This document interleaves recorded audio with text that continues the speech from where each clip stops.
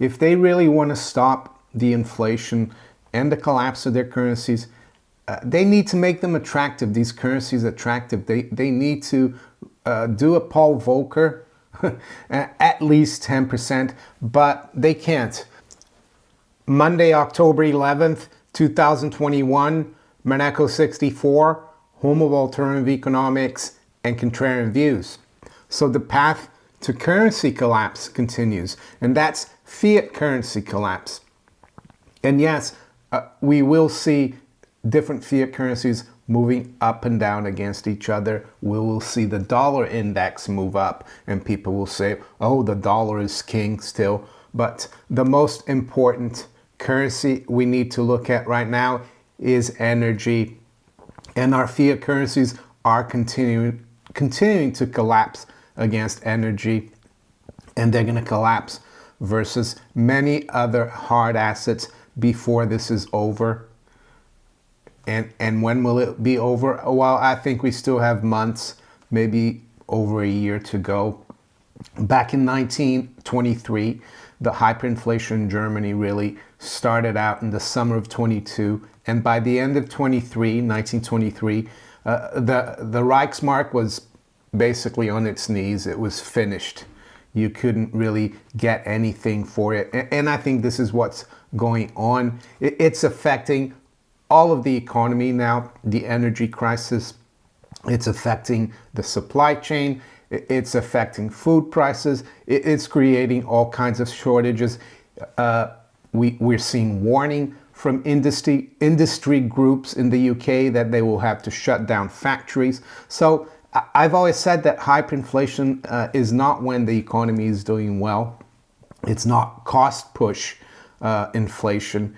No, it's when the economy collapses and the government has a lot of debt, the public has a lot of debt, corporations have a lot of debt, and the central banks keep printing money in order to keep that debt going. The debt monetization is so bad, and people will lose confidence in the currency.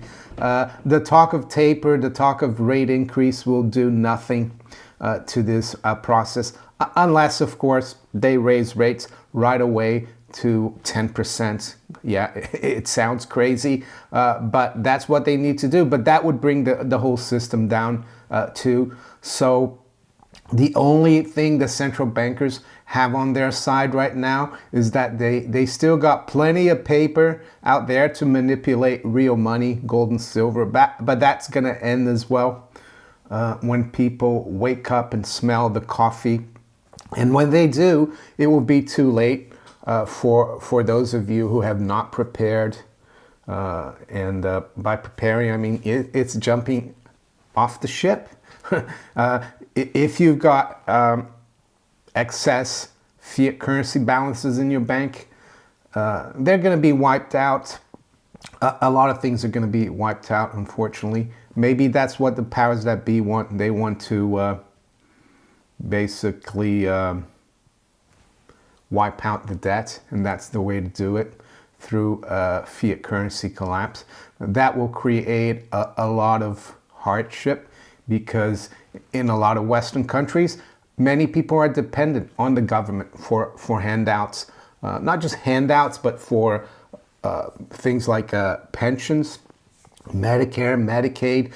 Have you wondered why in the UK the NHS is basically on its knees? Well, they're giving us a lame excuse, and we know about that. But have you been able to see a GP? I haven't. I had a bad knee earlier this year, and I tried to set up an appointment, and they set me up a knee appointment, and even that had to be postponed till November. And I said, forget about it, my knee's better now. So everything is imploding.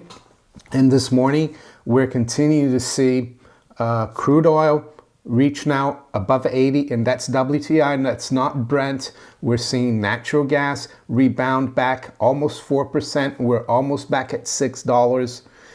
And despite that, of course, gold and silver are slightly lower. I'm not concerned, as I said. And we're seeing also countries like in India that they've got only a day or two in supply of coal. We're seeing in China they're having to shut down factories because of shortages. We've seen that the Chinese government has told coal miners to increase coal production, even though they're trying to toe the line and pretend they're good global citizens with this COP26 conference coming up in November. I think it's in Glasgow, Scotland, and my bet is that it won't happen, COP26, because there will be a blackout, and they won't be able to have thousands of hangers-on globalists coming to Glasgow. But we'll see. I'm sure they'll probably do something extra special for them to make it there. And some people, of course, are blaming Russia for this, but I don't think Russia's to blame. You can't blame all your problems on Russia. They blame election problems on Russia. They blame everything on Russia. But I've seen that the EU envoy, or the Russian ambassador to the EU, said yesterday that the EU needs to start treating Russia like a partner, not an adversary. and then it will be a lot easier to have ties with Russia, EU and Russia, and it could help their energy relationship. And I understand that because the EU does treat Russia as if it was still the old Soviet Union. I don't think the Russians want to invade, for example, the Baltic countries again. I don't think they want to invade Eastern Europe again. I think the EU has only got itself to blame. So does the UK. Everything that happens that is bad here as well, we blame on the Russians. And I think that's happening in the US too. So with that, let's quickly see where things really are. And we're going to start with the energy market today, and then we're going to look at gold and silver, the stock market. And I've noticed that a lot of banks, including the St. Louis Federal Reserve Bank, they're downgrading the GDP growth for the US. I saw Goldman Sachs is doing the same. I think it's, where is it? I think it's on... I think I either saw it on Zero Hedge or in the FT. So let's quickly look at the prices here. We got WTI crude. It's up $1.40, 1.8%. We're at 80.41. Just a quick look at the chart. So yeah, this is the high for the year here, and it's the highest level. Let's have a look here. Go back further. It's the highest level since October 2014. So we are at a 7-year high in WTI crude. What about Brent crude? Well, Brent crude is up $1.25 or 1.5%. It's at 83.40. We've even got the base metals going up quite sharply. We've got high-grade copper up 1.3%. At 432.30. High-grade copper made an all-time high earlier this year. I think we're going to see new all-time highs for high-grade copper. Natural gas. Well, natural gas is up 20 cents or 3.5%. It's at 580. The high's been 584, the low 560. And just another look here, some of the other base metals. It's not just copper. We've got nickel up 0.8%. We've got aluminum or aluminium, as the English would say. That's up 1.4%. We've got cotton continuing to go up. It's up 0.33% at 108.50. We've got soybean oil up 1.22%. So it's all over the place. And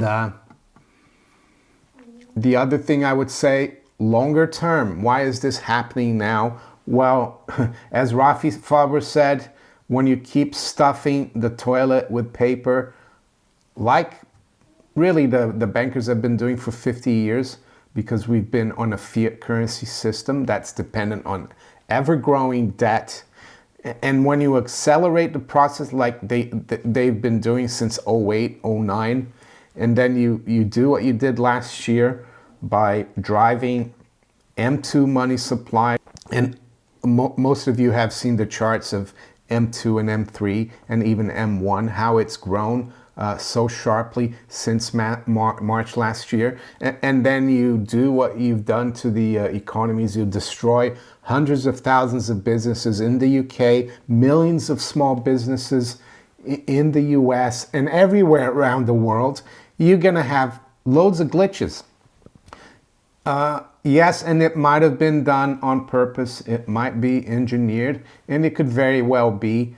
But it's an excuse to flush the whole currency system. And that's why you got to be prepared, or at least know what's going on. So let's quickly look at the rest of the markets. Gold is at $17.55, down just about $2. Range has been fairly narrow, $17.51 to $17.61. So what about silver? Well, silver is basically unchanged at $22.65. High has been $22.84, low $22.55. Yeah, I know the price move on Friday was frustrating after non-farm payroll, but yeah, that's the manipulation. They want to pretend that things are fine. They focused on the unemployment rate that dropped to like a 4.8, but they didn't look at the most important part of that set of statistics, which was non-farm payroll. That it was like a big miss for a second month running. We've got stagflation. And a lot of the Keynesian City of London, Wall Street economists don't understand that. They still think, they still look at these forward guidance on CPI or inflation expectations that they say are still really low, which is complete rubbish. While everything around us is burning, don't listen to those people. They're deluded, or they're just brainwashed, and they don't understand what money really is. So the stock markets this morning, the Dow future is down about 20 points. So not much to write home about there. The NASDAQ 100 future is down 1/3% or 50 points. S&P 500 is down 8 points or 0.2%. The FTSE is up 20 points at 71.18. Currencies. So the pound is up 1/3, as I said, at 136.55. Euro is up slightly at 115.78. The dollar is still really strong here. It's picking up against the yen. It's up 0.5% at 112.83. But the dollar is down about 1/8% versus the yuan at 643.60.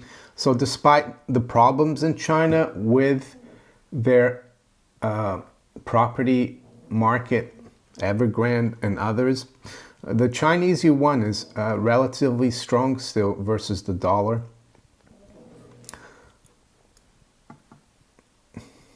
Aussie dollar is up 0.5% versus the dollar at 73.37, and the dollar is down 0.2% versus the Canadian dollar at 124.48, and the Kiwi dollar is up 0.2 versus the dollar at 69.40. So what about the 10-year yield? We haven't looked at that yet. We'll finish with the US 10-year yield. That's unchanged at 1.61%. I think it's getting very interesting. I think the central bankers have a big problem on their hands. They're trying to portray this idea that this is all transitory, that they're going to be tapering, and that they will raise rates to contain this inflation. But the market just seems to think that they need to raise rates. For example, the market is discounting that the Bank of England is going to raise the base rate from 0.1%, which is basically zero, to 0.75 by the end of next year.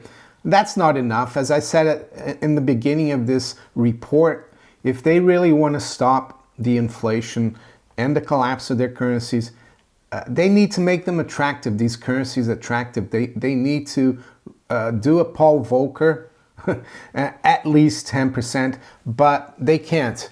So I saw that Bridgewater Associates, which is Ray Dalio's fund, said that central bankers will not be able to fight the inflation. And I haven't read the report, but it's what I've been saying forever, that they can either raise rates and die. So what are they going to do? They're going to keep inflating. It's inflate or die. They can't really stop this. And that's why things are getting so expensive, or more correctly, that's why our currencies are becoming worth less and less. It's not because of Mr. Putin. It's not because of greedy energy companies or greedy food producers or retailers. It's because of greedy central bankers, greedy City of London bankers and Wall Street bankers. It's a shame that the spotlight is never put on them, but they control, of course, the press. They can control the economists. They control the cultural landscape.